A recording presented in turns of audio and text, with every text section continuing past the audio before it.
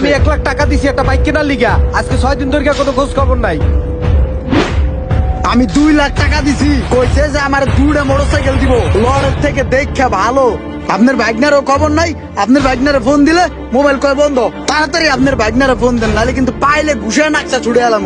এই সব দাদা কি কও, ও আমার বাইক নেওয়া বিক্রি লেগা, ও তো আমার বাসার ভাড়াটিয়া। ও আপনার বাইক না কি কইতাছেন এই সমস্ত এগুলা? পুরা এলাকা ছড়ায় লাইছে যে ও আপনার আপন বাইক না। আমরা তো হেই বিশ্বাসী ওরে টাকা পয়সা দিছি মিয়া।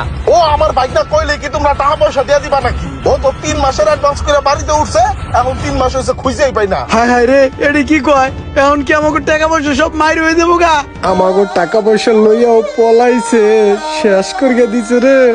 আমাদের সমাজে মাঝে মাঝেই দেখা যায় যে ছদ্মবেশে দূর থেকে কেউ এসে ভালো ব্যবহার করে আমাদের মন জয় করে অর্থ হাসিল করে পালিয়ে যায়। অপরিচিত কারোর সাথে হুট করে যেন আমরা আর্থিক লেনদেন না করি, আমরা আর্থিক লেনদেন থেকে বিরত থাকি।